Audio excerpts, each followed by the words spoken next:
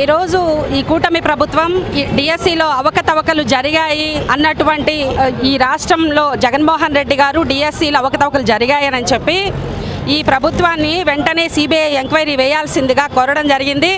అదేవిధంగా నిజమైనటువంటి అర్హులకి ఉద్యోగాలు వచ్చే విధంగా తన పోరాటం ఆగదని కూడా జగన్మోహన్ రెడ్డి గారు తెలియజేయడం జరిగింది.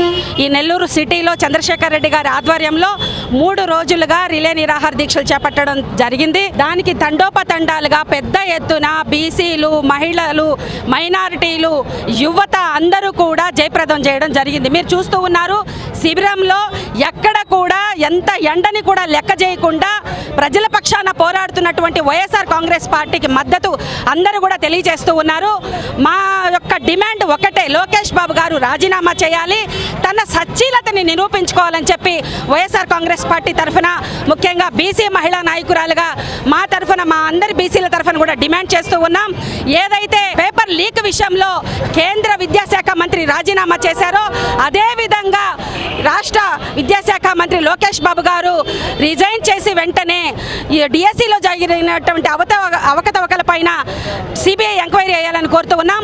అదేవిధంగా బీసీలని ఏ మాత్రం పట్టించుకొని ఈ కూటమి ప్రభుత్వానికి బీసీలందరూ కూడా తగిన గుణపాఠం చెప్తారని తెలియజేస్తూ ఉన్నాం. ముఖ్యంగా ఈరోజు రాష్ట్రంలో 50,000 మందికి ఉచిత కుట్టు శిక్షణ పేరుతో శిక్షణ ఇవ్వడం జరిగింది.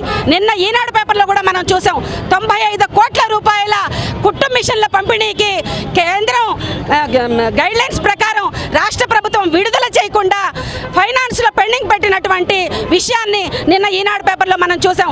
అంటే బీసీల పైన ఎంత ఉక్కుపాదం మోపుతున్నారు అన్న విషయం తేటతెల్లిమవుతూ ఉంది. ఉచిత కుట్టు శిక్షణ ట్రైనింగ్లు పూర్తయి 10 నెలలు కావస్తుంది, ఇంతవరకు వాళ్ళకి ఎందుకు కుట్టు మిషన్లు ఇవ్వలేదు అని అడుగుతున్నాం. అదేవిధంగా చంద్రబాబు నాయుడు గారిని స్ట్రైట్గా ఒకటే క్వశ్చన్ అడుగుతున్నాం.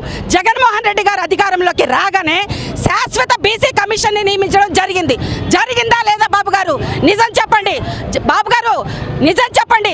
శాశ్వత బీసీ కమిషన్ వేయడం జరిగింది. ఈ రోజుకి మీ ప్రభుత్వం ఏర్పడి 2.5 సంవత్సరం అయితే బీసీ కమిషన్ని మీరు ఎందుకు నియమించలేకపోతూ ఉన్నారు? బీసీ మంత్రి గారు మాట్లాడుతూ రక్షణ చట్టానికి కమిటీ వేస్తారంట. కాలయాపన చేయడానికి, బీసీలకు ఏదో చేస్తున్నామని చెప్పడానికి మాత్రమే ఈ కమిటీలు వేస్తున్నారే తప్ప వాటి వల్ల ప్రయోజనం లేదు. నిన్నగాక మొన్న రాష్ట్రం అంతా కూడా మిశ్రా కమిటీ స్థానిక సంస్థల ఎన్నికల కోసం తిరగడం జరిగింది. ఆ కమిటీ ఒక నివేదిక ఏమైంది? రేపు మళ్ళీ కమిటీ వేస్తానంటున్నారు. ఇవన్నీ దొంగ హామీలు కట్టపెట్టి బీసీలకి 50 సంవత్సరాలకే పెన్షన్ ఇస్తానన్నారు, అది ఏమైంది? ఆడబిడ్డ నిధి 1500 ఇస్తానన్నారు, అది ఏమైంది? గ్యాసులు సంవత్సరానికి 3 ఇస్తానన్నారు, 1 సిలిండర్ మాత్రమే ఇవ్వడం జరిగింది. ఇవన్నీ కూడా మీకు చిత్తశుద్ధి ఉంటే మీరిచ్చిన హామీలు, మీరైతే ఏదైతే బట్టను మూలన కూర్చున్న ముసలాడు కూడా బట్టను నొక్కుతాడు అని చంద్రబాబు నాయుడు గారు ఆ రోజు మాట్లాడడం జరిగింది. మరి మీరు ఎందుకు బట్టను నొక్కలేకపోతున్నారు? చంద్రబాబు నాయుడు గారు చెప్పాల్సిన అవసరం ఉంది. ఈరోజు ముఖ్యంగా నెల్లూరు నగరంలో చంద్రశేఖర్ రెడ్డి గారి ఆధ్వర్యంలో డిఎస్సి పైన అవకతవకల పైన ఈ రిలే నిరాహార దీక్షలు జరుగుతూ ఉన్నాయి. మీరు సమాధానం చెప్పాలి. లోకేష్ బాబు గారు వెంటనే రాజీనామా చేయాలి. 3 రోజులుగా చంద్రశేఖర్ రెడ్డి విఆర్సి నెల్లూరు నడి బొడ్డులోనే కూర్చోన్నారు. మీరు ఎవరైనా సరే కూటమి నాయకులు దమ్ముంటే వచ్చి ఆయనతో కూడా మాట్లాడవలసిందిగా, మీరు చేసిన తప్పిదాలపైన వెంటనే వేయాలని మా డిమాండ్ చేస్తూ ఉన్నాం.